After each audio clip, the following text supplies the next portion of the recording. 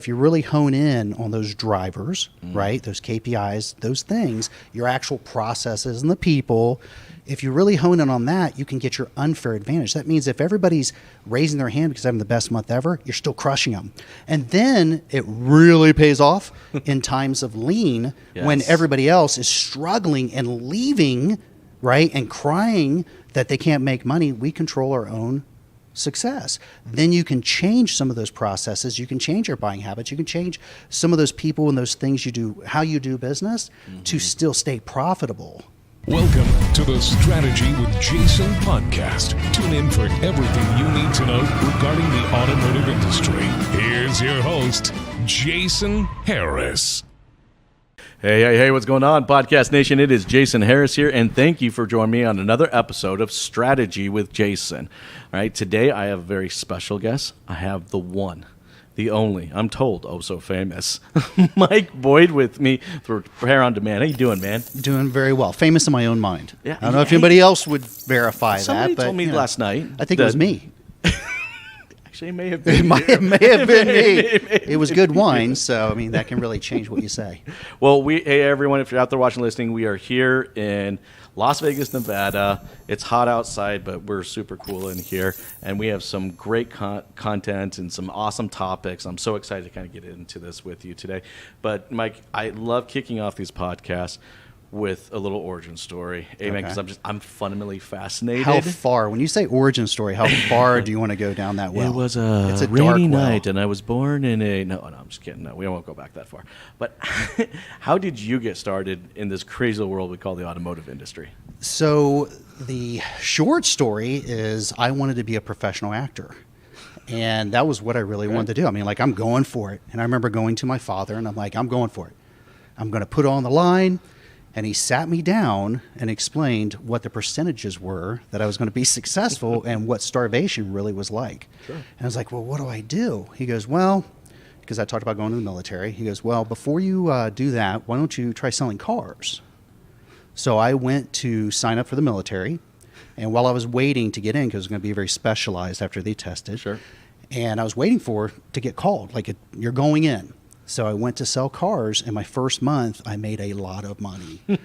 So finally, when I got the call, like around the second month, they're like, okay, we can take you in now for training. Yeah. I remember looking at the paycheck, and I was like, no, I'm good. How much are you going to pay? That's what I did on my last deal. Yeah, no. So that was roughly about 30 years ago. So you got bit by the bug. I did, and I really liked it. I usually explain, especially to my children, that it's like gambling every day. You know, while you go in and you have an idea of what you're going to do, you never quite know how the day's going to turn out. Right. And if you piece together enough of the good days, you keep coming back for more. And that was 30 years ago. And once it's in your blood, it's in your blood, isn't it? It is. Have you ever tried to walk away? I'm curious. I'm just curious. No, actually, well, I did kind of. Okay. So, you know, I had 25 years, well, somewhere around 23 years. Yeah. And then I started a software company while running a store. Imagine that one, right? I didn't even buy my first laptop until I left the dealership world. But I had a software company. I created iRecon Cars at that time, and then I left running the dealership to go full-time work for myself. I bet it all. So that was kind of leaving. Yeah, but not really. It was still automotive adjacent. Yes, yeah, because that's really what I knew. Yeah. So I had a 2-year plan, and almost to the date, within 2 years, I was acquired by vAuto. Wow. And became part of vAuto, and I rebranded as iRecon, and that's where I was for the last 5 years. I left there about a year and a half ago. It was a wonderful experience. And then now, of course, I'm managing director for Repair 360 as part of Repair on Demand. And what a full circle, right? Like, yeah. I mean, it was definitely not what I thought. How in the world did you plan and that in between one? that, I also became a licensed auctioneer. So I would also auctioneer. I like to be on the stage. Happen? Like, what was that? Like, just so my were wife you bored is one day, and you're like, I'm going to go do this. So you go to auto auctions, and of course, everybody loves to listen to auctioneers. Well, sure, that's fine. And my wife, we've been now married about 23 to 25 years, something like that. She'd be able to tell you exactly. She became a third-generation auctioneer, and it was a lot of fun watching her. And I'm like, well, I want to do that too because it's something the family can do. Third generation, yeah. So I went to school, did night school while running a store to become an auctioneer because they don't teach you how to do the chant or any of that. Yeah. did all the training and the classes, passed the exams, because I mean you're licensed through the state of Ohio, Department of Agriculture. So then I became a licensed auctioneer, and I did that mainly for contesting and for fun and to help out. And then I started doing that a lot more, obviously, later on in life. Yeah, That's awesome. That's a good hobby to have now. it is. It's a lot of fun. You know, I went from, I believe I'm naturally introverted, Yeah. as funny as that sounds, but in order to I wouldn't assume most fake, auctioneers would say that. But. yeah, in order to fake extroversion, I have to keep myself out in front of people. Oh, then that forced you to do it. It does. And then I wanted to be an actor, right? So I like all eyes on me. So it kind of feeds It in. hit all your buttons. It hit all the buttons, right? I always And say, still- it, and it still scratches my automotive brain. adjacent. See, you Yeah. can't get away from this. Absolutely. Thing. You can't get away from it. I wouldn't look, want to. I'm super excited to get into some of our topics. Once I saw what you would be speaking about here at Digital Dealer, I was like, man, I got to reach out to Mike because how timely is some of these topics. Absolutely. I mean, it's what a used car manager has kind of gone through, what used car operations have gone through. It's just completely different. it's like a punching bag over the Yeah. last 24 36 months plus, and it's just Absolutely. like, and just how much evolution has had to happen. We just had to evolve in so many different ways. I mean, I remember my first used car manager, right? He was the one that told me he threw the keys up on the roof from letting the guy leave. You know what I mean? It's funny. You tell that story, and I had that happen because I cut my teeth in Columbus, Ohio. Yeah. And with some big dealerships, and I always hear the story of throwing keys on top of the dealerships. I absolutely have seen that. Did you really? My I've only heard the managers, story. my managers, just like yours, were the reason why used car guys and used car sales managers have a bad rap. We absolutely deserved it. I always tell the story of like my first sales manager. It was like my second day, Yeah. and I'm like, so who am I reporting to? Who's my sales manager? And then this Cadillac, because Lexus wasn't really around. This is 30 years ago. Cadillac pulls in, and they're like, well, he'll be pouring out of that car in a minute. And I'm like, pouring out? And he opens up the door, and the guy almost falls out, like drunk, very charismatic, just a horrible, great salesperson at the time. It's a course. completely different world back then, Yep. right? But yeah, there's a reason why we got a bad rap. We're still paying for it now. It's a little bit different. Well, a little bit different. A little bit, and sometimes the same. Sometimes the same. But no. It's funny how we kind of talk about what a used car manager was then and how it looks today. I know we got a chance to talk a little bit before we started recording, but how much of a a day trader you have to be, a Oh my data gosh. analysis individual. Well, I mean, the old 60 day is now Right. less than 30. I know. Less than I mean, 30. You're practically playing landlord Yeah. with the spots that are on your lot. And you're like, and if that tenant ain't paying up, you're Boot 'em. booting it Yeah. and getting another tenant. Doesn't even matter if it costs me money to get rid of them. I'll make more money on the next one. The demand has Right. been so high. But I'm curious, just in your perspective, right? Mm-hmm. Just like, what is the state of the union right now in the used car operations? And where do we need to be moving over the next 12, 24 months? So, I'm whenever somebody asks me about the current state of the union for automotive, it's always in flux. It's never been any different. It was 30 years ago. It was a different market, but we were different people. The client was different. The employee was different. So when you look at the market now, yes, there's lots of challenges. I mean, with the hurricane, we're going to have a lot of challenges coming. Yes. But whether it was back then or even today, but more so today because of the day trading, really, the mindset you have to take is that it's all data driven. Am I really making money? I mean, looking at gross profit is dead. It's Yeah. dead. Because that's like looking at your check and saying, I made X amount of dollars. That's not the amount of Well, money it that got fluctuates. deposited into your account. No, and it fluctuates so often. And it fluctuates Yes. so often. So really it's understanding how to work best with your teams, Mm-hmm. control your costs. What are the drivers? Because I've always focused in my entire career, and a lot of times I would say things in my career that even I didn't fully realize what I was saying, but they were actually semi-intelligent. Thank goodness. But when I look back, I was always about efficiency, even before I really knew I was about efficiency. So I always said, hey, I can sell 60 to 70% of my inventory without a salesperson. The salespeople, their job is to get me the other 30 to 40%. Right. Right. And that's the way I approached it. So I'm like, okay, if I have better processes, better acquisition strategies, if I control my costs and I put the best product that I can out there for the money and I stay on top of the market, the rest will take care of itself. Now it's even more critical, of not overpricing, not underpricing, not over reconditioning, not under reconditioning, because most dealerships over recondition. They do. versus the value. So really now I'm about the value you're creating, because if you're doing the reconditioning process correctly, it's a value creation, and then understanding who that end user is going to be to price it and create that reconditioning process for them. Well, That will and really that was help. always a battle at my dealership. I mean, it was, I think we went through almost 4 different models, as far as Changing all the time, right? Well, yeah, because none of them are really kind of set right. You were always kind of figuring out what was working and what wasn't working. Like I'm just saying, it's changed so much. There's so many big commitments. Well, look, I know you got this amazing session tomorrow, and you get just chock full of some amazing stuff. And we will try to put a link up to this. So after Excellent, you're done with thank the you. session, what would be maybe like for the people out there that obviously aren't able to attend? What would be like 3 key takeaways? You're like, hey, if you're not there, these are the things that were really So 3 important. key takeaways is that today, everybody says you have to be data driven, but I think you really have to take it back a step and understand what are the drivers of the data. So understanding really basic business principles like cycle time, throughput, really what does efficiency mean, and then who are the people that you're doing business with. So that's your resources, right? So the right KPIs, the right resources, and the right strategies. It's kind of this balance. This balance of kind of what I call it: people, process, and technology. And it's usually when I find when an operations is not at its peak performance, there's some imbalance in between one of those 3.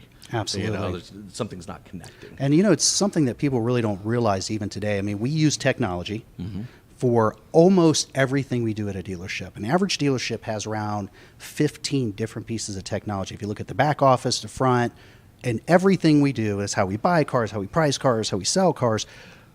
But less than, I think, 30% of dealerships out there really use a software to control their reconditioning process. I know. And remember, your reconditioning process is a value creation device if it's done correctly. If not, that's a great it's a perspective, by the way. devaluation As I say, that is process. that's a really great perspective, and maybe that's my marketing brain kicking in right now, because that speaks to me from a marketer's perspective, right? I'm like, okay, so it's like, but I need to communicate that to the marketing team, right? Because if I'm going through and I'm creating this value, but then I don't communicate That's that the value. cross-team collaboration, right? So Yes. no, it really is a virtuous circle, right? Or cycle, if you do it correctly.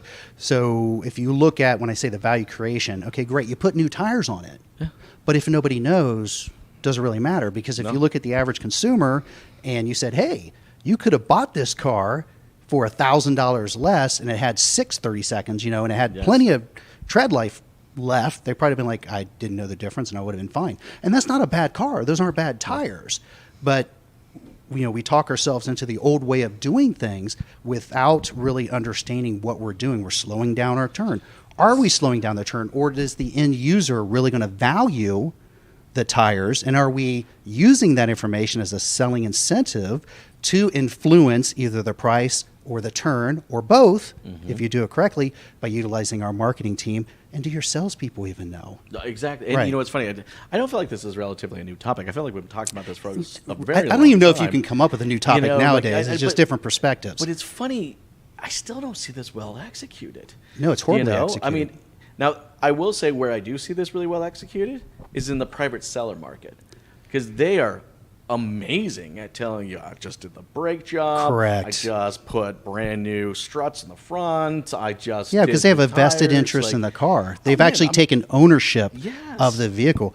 And I think that's that's a great key takeaway there. So if you look at each piece of inventory and you look at the number of spots you have on your lot, now your goal is to turn over those spots as many times as possible profitably. you can turn them over and not be profitable because of bad practices earlier on, right? Yes. But if you look at it and say, okay, if I look at each vehicle like I owned it, what's unique about it? What's standard about it? And what are those unique selling features? Or what could I do to influence the outcome? Again, that outcome being your turn rate and profit. Hopefully you get both to move in the right direction, right? But if you can only influence one, which one do you need to focus in on? And that should help determine the right reconditioning strategy. And the right reconditioning strategy, if executed with the right resources, the people, the processes, Yes. the places. So your vendors, your vendors, huge opportunity, right? Oh, huge. Your own technicians, everything goes together to make money and turn that vehicle faster. Well, and it just creates also just much better communication, right? It does. I mean, I couldn't tell you, and you guys know this too. This happened to you, I guarantee it.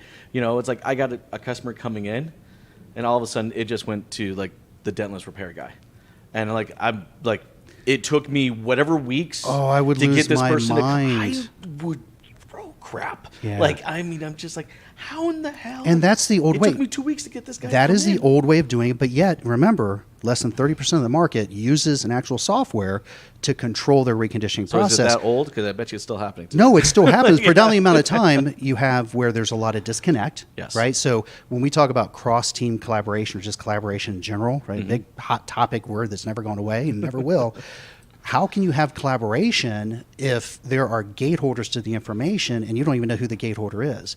So if whether you're a BDC, the salesperson or sales manager, or your service or your vendor, everybody should have a clear line of sight into where your vehicles are in the reconditioning process. 100%. If not, you will never be efficient. You will never be able to spot inefficiency. So before you can even get to efficient, understand where you're currently at. That's a good point. Because Then if you you don't can know, grow. you don't know. You don't know what to improve upon. Yeah. Right. So if you put it in a clear and open situation, like through software, Yeah. right. That's why I'm so passionate about reconditioning and Repair 360 is that you put all eyes on the prize.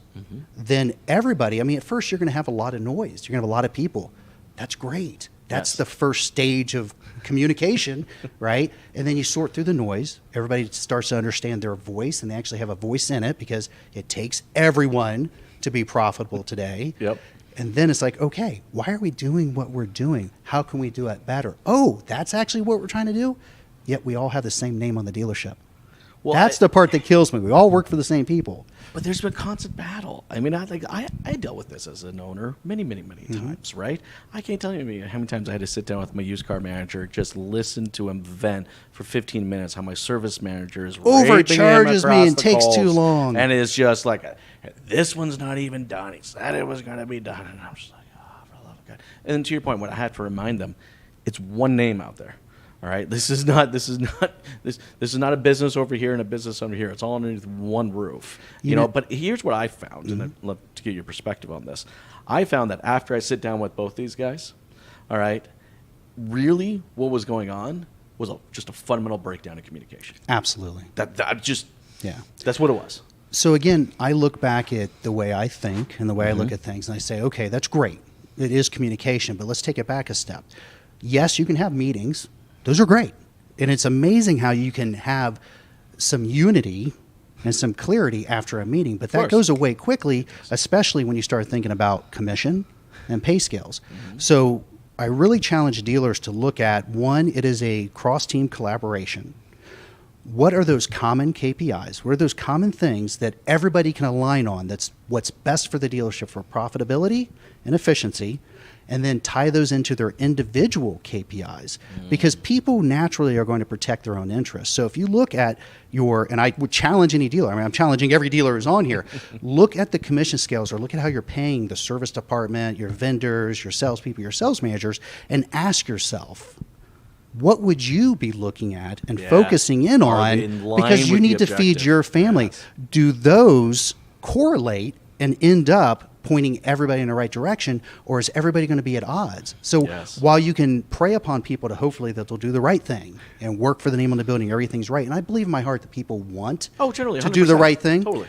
But at the end of the day, you can remove so much discourse having clear communication, aligning the overall goal of the dealership so everybody truly knows what is the goal of the dealership, what does success look like, Yes. and then backtracking it to those individual people and those individual KPIs so that way, again, it all aligns and you have clear lines of communication. Take it back a few steps. But to your point, like alignment comes in the form of aligned pay structures to the objective, right? And I think for everyone out there watching, listening, this is something you guys really got to take a note of, right? Right? Just because you share the objective and everybody understands the objective, that's not alignment. They can, to your point, they can walk out of the meeting and go, "Yeah, boss, I'm in. First name on the building, one group, one team, sounds Right. good." All right, until they sit back down and something comes up and they're like, "Oh, my pay plan says if I do not, no, I don't need it. Right. And I find that, and I love the fact you bring this up, Mike, and I hope this is, I imagine this is a big part of your conversation. Absolutely it is. Because I have found 9 times out of 10, all right, if the objective has been cleared, but there's not alignment on the objective, It doesn't matter. Almost always comes back to the pay structure. It absolutely does. And when you think pay structure, I mean, you're going to pay those different departments differently. That makes sense because you want to incentivize the behavior proportionate to the way they can affect the outcome. That Yes. just makes sense. But as a team, we all got to do the same thing. We all just play different positions, Of course. right? But again, start at the top and say, what is the overall goal for the dealership? Align everybody's efforts and then tie those KPIs. So when you're looking at like cycle time, you know, how long does it take me to get a car from acquisition to ready for sale? That is a KPI that can absolutely affect both your sales and service department In a huge way. in a huge way, right? Because sales is always going to want cars on the lot faster. They need inventory. Well, the faster I get them a lot, the more money I make on them. That's I mean, Right, that's- because you're not going to miss. Well, you're going to have a lot less chance of missing that optimal window Yes. because those windows are tightening. Those They're are. getting smaller They get, all the time they are. all the time. And then service, the more cars they can cycle through, the more cars you can sell, the more cars are going to come back in for them to service. So really, if you think about it, you can tie certain like that. KPIs. It's not necessarily changing their commission scale. You absolutely can change some of the incentives, Yes. right? But at the core scales are really the same, but it's aligning what those core KPIs are. So you can say, hey, look, you may have made X, but you were not successful in what you were supposed to do for the dealership. And I'm confident you've seen this play out. I mean, Absolutely. I mean, Mike, over the years, I'm sure you've seen the good, the bad, and the ugly. And I'm not talking about the movie, but it's a great movie. isn't Great it? movie. God, it's a good one. Sorry, we go rapid. Scroll sometimes. But no, when you've seen this Mm-hmm. play out the way you described it, all right, what does that look like? So again, the first thing I tell dealerships, so let's talk about software, right? You have to have a center point That's true. where everybody can meet without calling. Like don't ask somebody to pick up the phone and give you an update. Everybody needs to And then have a my clear WhatsApp- view. My WhatsApp channel is not good enough. Yeah, no. So they need to be able to have their own unique access point Yeah. to the common center of information, right? So your software, so like we'll use Repair 360, which has different views catered to the people. So whether it's service looking at it, that's a different perspective. It's a different viewpoint. Yeah. Just as valuable as the sales, but they're looking for different pieces of information. They both, again, tie into the same thing. The first thing you're going to have is some discourse, right? Because for the first time, everybody has a voice at the table. It's not just whoever's loudest. You can start pointing to data and going, hey, Jason, why'd you do this? Yeah. That is good. Encourage that. Structure that, though, right? There needs to be some adults in structure. there. There needs to be some Right. managers. The tech and process, right? Here Right. we go. Some managers need to be there and they need to say, okay, this is how we start having those lines of communication and we start seeing how we are cross functioning and how we're collaborative. That means we depend upon each other to do certain things. And then you can start picking out the lowest hanging fruit. So speaking of the lowest hanging fruit, and I think for anybody out there watching and listening right now, I think a lot of people are buying what we're laying. Like Absolutely, I think a fair amount of you guys are Sure. nodding your head along with Sure. those things. But it's like, where do I start? So what would be some of the lowest hanging fruit that you would first go after? So stage one, you need a visualization. So when we start talking about lean principles, like I need a visualization of my current process. Do not go in and just say, we're dysfunctional, we need to do this. Don't tell me you want to be at 3 days when you have no idea what you're currently at. How about we start off with seeing what do we currently do? What does everybody do in the course of their Just day? map the existing, Just map whatever it everything, looks like. every touch point from the lot tech moving it to where it's parked for trade-in to where it's parked after it's done for service. Map it out. You need a visual map. Yep. Then you look at it and say, okay, why do we do that? And then what does that give us? If it's 21, and I'm not exaggerating, the average dealership's around 15 to 18 days, up to 20 days if they truly count everything that they do from the time of acquisition to ready for sale. When I hear people at 3 days, there are some absolutely there, don't get me wrong, but the vast majority of them are only counting one or two things. I'm like, look, last I checked, I'm counting all the pennies and $1. So get a visual understanding of what every single thing you're doing and all the people you interact with. The way it currently sits. The way it currently sits. That right there is a huge opportunity because everybody will sit there and go, I had no idea. Right? Why are we doing that? And they'll look at their own departments and the people they work with and go, Jason, why do you do that? And then Jason will go, well, because that's the way the guy who taught me 10 years ago did it. And Yeah. you go, well, that doesn't make sense. And you go, but nobody told me. Earlier, right? Right. So then as a team, you can go, okay, so we know the big goal. Yes. Right. But if we're at, we'll say 18 days. If we're 18 days, then let's all agree that we need to trim 3. Let's get to 15. That's huge. That is a huge change, right, in velocity. It sounds a lot like I'm going to the gym right now. I'm just saying. Exactly. Like, yeah. Don't tell me you want to be a bodybuilder when it's your first day. Let's just get you here first. Right. Can you make it here 3 days a week? Well, it's right? manageable, but I am with you. Like the mapping, just the actual writing You'll learn down. so much about your dealership. I mean, just if you're watching, like, just do that one exercise, and I think you'd be amazed how much you're going to find out. Yes. And then, like you said, so next step, just like I said. So now that you divide have this a up. visual map, Yep. and you've got everybody like talking about it, let it play out a little bit. Then you start chunking away and say, okay, so we know this doesn't make sense. Well, what can we do short term and long term? So those are two different things. It's like, hey, can we short term do this for X, or is this something we need to say, you know what, this is a longer term fix that we need to address with a different set? Because it's a bigger thing. Maybe it's a technical thing. Maybe one of my line machines are down, or it's blocking this, or whatever. Right. It's a bigger one. But everybody It's gets a bigger alignment, thing. Yes. right? And again, that's starting to create that team, Yes. that cross-team collaboration, because everybody's starting to work together. And then some of the process, like one of the things that I talk about tomorrow in my presentation is the final quality control check. I would challenge all the dealers listening or watching this. Do you have a final quality control check? The vast majority of dealerships don't.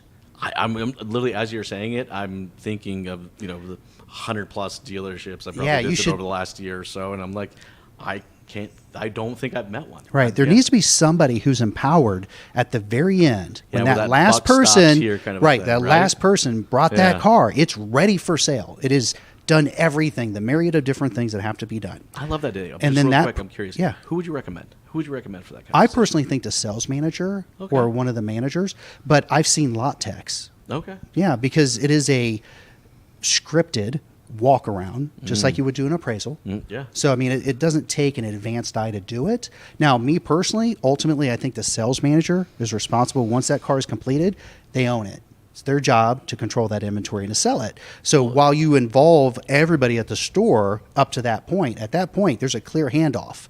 So either you can cry foul. Well, yeah, that's right. It's And you're look having back. that last moment, Right. Because once this passes the line, it's your. Don't world come back now. to me. Don't Right. come back and say, "Whoa, you wait a second. You didn't tell me it was going to cost that. Why did we not do Exactly. Yes, Right. Okay. And I like that. final quality control check is not 20 days later when your salespeople go, well, yeah, that car smells bad. Everybody knows that. That's why we still have it. Yeah, boss is pulling. That's you not final quality control check, right? So you have somebody you can point to and go, Jason, you checked that car out. You walked around it. Yeah. You knew what was done. You knew it was expected to be done because we have a system that clearly showed everything that we spent money on.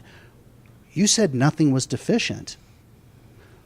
So again, and it's not about placing blame. It's people getting better by increments. It's efficiency. It's just creating. It's more creating of an efficiency. It's for us. accountability too, right? is true. So if we're saying, hey, I'm going to walk through this car and we find that X is wrong and we did X, that could just be counseling. It could be going back to your vendor, going back to your technician, go back to your salesperson, whoever. It could be a small breakdown in the process. Exactly. And saying, hey, what happened here? Mm-hmm. And then you go, okay, well, that was just a outlier. No big deal. Sure.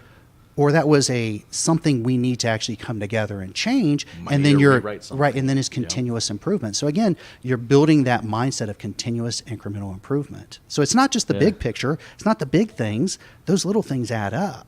Well, and I like the idea of the little things. I'm totally into the little things, right, too, because I think it's very inspiring for the team, right? Right? Because these little wins, these little things as we're going through them, they add up to actually pretty big differences. Absolutely. And you can see that play out. So it's not one of those things where, okay, here's where we're at.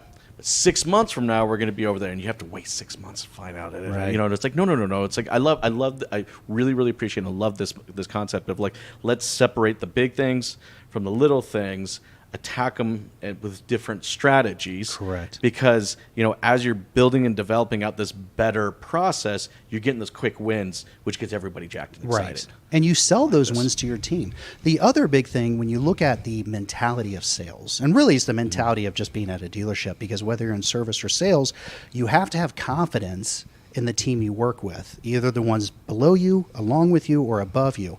So imagine your sales team being able to have confidence that when they have a customer, right, because they're not clients yet, they haven't bought, when they have a customer and they're walking out there, they're not afraid to open up a door and they can speak with confidence about what your dealership does. Because at the end of the day, your name on the dealership, that's a brand. What does your brand stand for? And I think sometimes we forget about that. Oh, in a huge way. And I love this because it's my marketing brain connecting into it. It's like, all right, not only is this salesperson more confident in the vehicle and why it's priced the way it's priced, but they're also confident that marketing has done their portion of it to ensure that is the one. So how awesome would it be? I get a customer to come in, I'm looking for so-and-so, but I'm looking for the one with the brand new tires. Oh, I know that stock number. Let me go. My gosh, you know what I mean? Yeah, because you're not negotiating a price. Because if you're going in down that road, which is it's a long, old road, right? It's not like when we got in the business. If you're having to negotiate on price above just a small amount, right? Because it's normal. It's part of a lot of people's just the way they engage. They don't know any better. But really think about how much negotiation you're doing. That will tell you a lot about your current process and your current product. Yeah. Because either you're priced right and you're marketed right and you've done the right things in your reconditioning process, or you haven't. So if your salespeople are having a tough time, if you're having to negotiate too much, if you're having struggles with inventory turnover, like turning your inventory over and staying profitable in old age, look at your internal processes. Don't just say, give me more opportunities, more ups. Go back to the very step one. How are we getting cars? What type of cars are we getting? What is our current throughput? That's a thing that dealerships really need to focus on, is like, how many cars do I need to stock? How many should I stock? How many am I even set up in my reconditioning process involving everybody to go through? Yeah, how much can I actually process? What is your actual capacity? Because how many times I've seen that play out too, where like used car department has a clear objective, they want to achieve this, but nothing else changed in the reconditioning process. Yeah, but like it doesn't mean that can happen over here though. Yeah. So creating those data points, like you were talking about when we were first kind of saying, the few things you really take away from it is, but we've never really had a place, and I'm really appreciate the fact that you guys have gone down this path. That's where the software and the tools step in, because the traditional, and I mean, I'm old, I've been doing this 30 years, the traditional mindset, which I still hear a lot today, is, hey, right now we'll just pick a number, we average 100 cars a month. Well, I want to sell 150. Okay, we'll go buy 70 more than you normally do. That's the answer to it. Well, what about, that's great. You will sell some more cars. That is just natural. That's going to happen. But all those other cars and that complete slowdown, that's actually constraint. One of the things I speak about is I really don't like the term bottleneck. I like constraints. Okay, constraints I want to hear that. are things that I can actually diagnose. I can put a strategy with. Yes, I can change. A bottleneck to me is a turn in the road. It is a slowdown in the road because the road veers to the left, right? A constraint is something I can say, you know what, we need to remove that. We can process our way through we can either change how we're doing business, the way we're doing business, or we can completely remove that and make it a straight line. So a lot of it is your mindset. And I would much rather have dealerships focus on real business principles and terms, because our business is not unique. We sell product. Right? And the more product you sell, if you do it correctly, the more money you make. So it's about cycling through. So if you look at other businesses, whether it's Walmart or Amazon or anything, when you look at that, the main thing they focus on first isn't necessarily the sale. It's all the drivers that lead to the sale, because you want to constantly refine that. Because the one thing I can guarantee is whatever your target was today, it'll change tomorrow, and next year it'll be different. That's the continuous incremental improvement. But you can only do that if you're currently looking at that real data, the real KPIs, and the drivers of those behaviors. Mapping it back to those activities. Mapping it back to activities and the people who do it. Well, and anyway, I think no one's surprised that our industry right now, and has been for many, many, many, many years, focus so much on just A sale. A sale. It's just a sale, right? Yeah. We're It's fo- sexy. we're fo- Sales is sexy. Because we're focused on the results. Right. Right? Well, But, actually, you know, we're it's like- focused on what we believe the results That are. is true. That's like gross You know, profit. Like, but like honestly, we gotta Billy Bean this shit. You Yes. know, like, okay, Well, if you know what Moneyball. Moneyball. All right, thank you. Yeah. Well, that really is, when you look at the very core of it, that's what we're talking about. Yeah. It's like, look, there's lots of ways to make money. Yes. And just because you've always fed your family that way and it's been successful, I would really challenge you to say, maybe there is a more successful way, or at least I have a really better understanding of how I'm currently successful. Then I have the ability to alter and change and adapt to whatever current market I'm in, because the market will always change. Oh, and it will. It will continually change. It will. And there'll be it's- hurricanes. There's a lot of things coming at us now that we have to prepare for. So right now, think about that. Well, you have yeah. the hurricane coming. Okay, Does that mean there's going to that's- be more inventory or less? Well, so now that's a good question, actually, because maybe it's the Boy Scout coming out in me, and I just kind of do this Prepare. naturally, and I never really think that there are a lot of people out there that don't have this mindset. Mm-hmm. You know, for me, I was always just like, I got to be prepared. Right. You know, it's like I will have a contingency plan in 3 different ways for Right. whatever. You know, I mean, I'd even go far as sometimes we say, like, guys, what That's would how you tell the happen- difference between an accident and you know? negligence. Well, yeah, I tell my team, I'm like, what would happen if, God forbid, I got sick and you guys had no access to me for 4 weeks? What Yeah. would you do? So let's do this. I want to play this out with you. So what do you, right now with what's going on, because I think that's so timely right now, what do you think that preparation should look like right now for any dealers out there watching and listening? So understanding that inventory is going to be even more of a constraint, Mm-hmm. right? So that's something we can adjust to. That's something we can work around. So then that's going to put a focus on, one, look at where we get vehicles, how we get vehicles, but even more importantly, and this is in any market. See, this is not unique, but especially now when we know that there are things What's coming, coming, right? yeah. We know what's coming. We know how it's going to happen. So that means that every piece of inventory has to make even more. So that will absolutely affect the wholesale value, the retail valuations. Process our way to that profit. Right. That's a wonderful way. Yeah. So look at what we're doing, how we're spending money. And I'm not a proponent of cutting costs, because we're in business to spend money. Unless you spend money, you're not going to make money. But I think you need to have a very targeted approach to spending money. Yes. And then you need to look at how Well, you're spending money. Measurable, target Measurable, and measurable, right. right? And this is where I find, there haven't been a lot of systems out there that allowed me to have that measurable element, to it. So it's like I don't know, like I'm going blind. I'm playing darks blind, until I think what you guys have ultimately kind of put together, and I think that's what there's just another value element to So it. yeah, there's two lines of thought there. So technology is nothing new. I mean, you might have heard of it, you might have used it, right? Maybe a few So are there systems, have there been systems out there? Systems have been around for years and years and years. I know, I created one, right? Right? Yeah. If you're waiting for the perfect solution, then you're just telling yourself that you're not ready to play manager. Own Well, it. and if- because if there you're- will be yes. pushback. There will be resistance to change. If you think you're going to wait for that magic program that everybody just goes, whoo, TikTok, right? And I'll just do it and it'll take off like Can that. I not No. hit a button? What do you mean, buddy? No, because you're going to have to challenge the way people currently feed their families and do things. That means you have to educate them. You need to train them. You have to support them. But most importantly, you have to give them a tool that they can see that on the other side, that this will actually make me better and make me more money and make us more profitable as a dealership. So adopt a solution. Get a solution. I would absolutely want you to get mine. I really do think it's the best. And it has dual views, and I can just go through that whole litany of features and benefits. But at the end of the day, A solution is necessary. get a 100%. solution. It's Right. not your phone. Well, and it's look- not walking to the back and going, hey, how many cars are you going to detail? Look, Wrong answer. You can't get better. Like, you're not going to lose weight if you don't measure your weight right now. Well, first, let's Like, start- What are you going to do, right? Like, Well, so I'm big on analogies. You've said it a number of different ways, but think about it. You're right. If you want to lose weight, let's start with what is your current weight? exactly. And then rather than say, hey, I want to lose 50 pounds, 5 would be a lot. That'd be a huge percentage, right? I'd be down with that. And then you gain from those wins because you start to get buy-in. You start to change people's behavior. You start to add accountability. And when you say accountability gets thrown around a lot.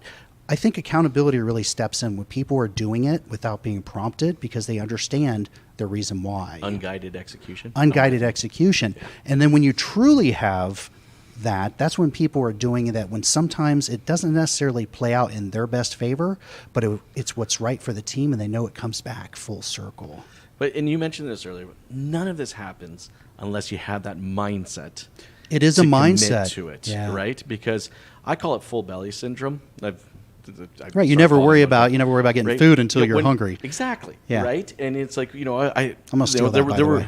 Please do. Okay. And well, look, last 5 years has been interesting. We had some times that there was a lot of full belly syndrome. We've made a lot of money A lot of for full doing belly syndrome. really bad things. Exactly. And, Right. and now we're kind of getting back into that place where it's like, I need to, like I said, we got to moneyball this, right? We need to be able to effectively measure the activities that are going to get us to the results. If we just have one good month, because how many times does this happen, right? Guys, this has happened to you too, right? Like, we had that 1 month, everything connected. We're all high-fiving. We are each other. We are the kings of the world. And then what happens next month, Mike? Right. That's We that can't repeat it. cyclical up and down, And right? nobody knows. They'll say, well, Yeah, I the don't know, stars guys. aligned. Yeah, the moon, Yeah. the stars, they all aligned. And Look, all business is the same. If you look at, we'll look at like inventory management. And generally when you hear inventory management, it hurts my heart a little bit, but we think about just the acquisition and the purchase. That's not inventory management. That's acquisition and purchase. Inventory management is buying it, controlling your money, because that's what reconditioning is, and then selling it for a profit. Exactly. That's inventory management. But when we look back at what we've learned over the last 15, 20 years concerning acquisition, speed to market, cost to market, all those different things, we really honed in on that part, but we've never said, but are we spending the right amount? Are we doing the right things? Exactly. How does that affect how we're pricing our cars, our salespeople's confidence in their product, and really how much money is made just in reconditioning alone for the dealership before the car's ever retailed? Look, if we can measure those activities that were successful, then we can consistently execute, and we don't have. And you ups can and downs. change and alter based on current market trends. So You mean like a hurricane? like a hurricane. So you can say, okay, when things are fat and everybody's got, everything's great. Yeah. That's great. Don't measure yourself as being successful when everybody is. So I would always challenge my salespeople. It's like when other dealerships of similar make, size, whatever, and everybody's just, talk about how great it is and they're the greatest ever and they had a record month, I'd be like, well, everybody had a record month. So you were just average?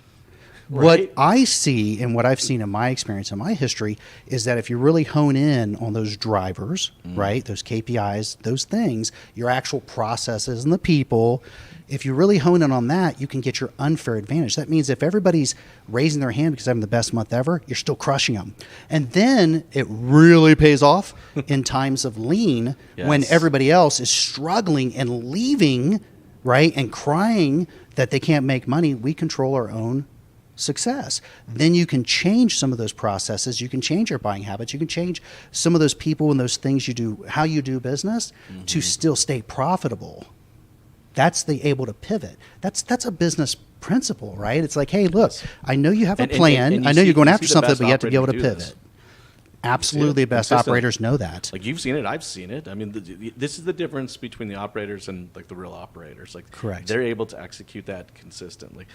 Look, Mike, Business people and car people, right? Right? There's a Yes, difference. There is. It's there a is. business, yeah. And you still can be a car person and teach And yourself. our build job is into a fun. business What person. we do is Oh fun. my And it's gosh, even right? so much more fun when we know we can control the outcome before it's even happened and we all make money. Yes. And we all high five. Right? It's the best. What I times. want to see is dealerships getting together and people walking in and saying, hey, that car we thought was going to take 8 days to get through? 5. That means you hit the market 3 days faster. Got it done. That means you have a competitive advantage versus everybody else out in the market. Yep. That means you have a pricing advantage. I mean, there's just so many things that it adds up to by paying attention to the little Fundamentally things. changes the way the team acts. It's just there's so much. It trickles down into so many different places. Yes. It trickles down into the operations, the bottom line, the culture, the team, the mindset. And it will show you when you have an opportunity to scale. Exactly. Like, when do I add Well, more there's service no bays? fear. There's no actually no There's fear. no of it. fear because There's it's no fear of it. data driven, right? It's like, when do I've got 21 service bays. I think I need 25. Wrong answer. You have no idea. You either need 25 or you don't. You can either fill them and support them or you don't. You know, I'm a 100-car store. I want to get to 150. Okay, what does that take? I actually know that right now I can handle another 40 cars without a decline in this area, this area, this area, because I know how many vendors I have. I know how many service technicians. I know what my throughput is. I know what my cycle time is. what that little And I extra know my thing- acquisition streams. Exactly. Oh my gosh. Now you can actually do what you want against the rest of the market. Hey, That's if a competitive you can advantage. consistently bat 100 a month, getting to 150, if you're consistent here, is just that bit more Right. commitment to the process. Small incremental changes, Kaizen. 100%. Small incremental changes make all the difference in the world. And it's a mindset. Yeah. Well, hey, look, I know we're getting towards the tail end of our time, and I think that's a perfect spot because it was so well said. You know, it is. It's that mindset, but it's those small incremental changes. Mike, though, before I let you go, though, I think we've had like just an amazing conversation. Oh, here this has been a today. lot of fun. I really and appreciate you know, it. I'm sure a lot of you out there watching and listening have enjoyed this as well.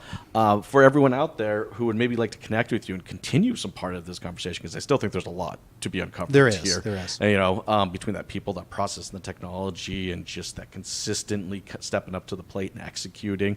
What's the best way for someone to connect with you? So you're welcome to call me personally on my cell phone. I give it out there, 614-554-4447. You can, of course, email me at mike.boyd@repairondemand.com, or please visit our website, repair360.com. Awesome, man. Hey, thank you so much, man. for Thank you taking so the much. time. I really enjoyed it, This has Jason. been a blast. Hey, for everybody out there watching and listening right now, the biggest compliment you can give myself or Mike here is to share the show.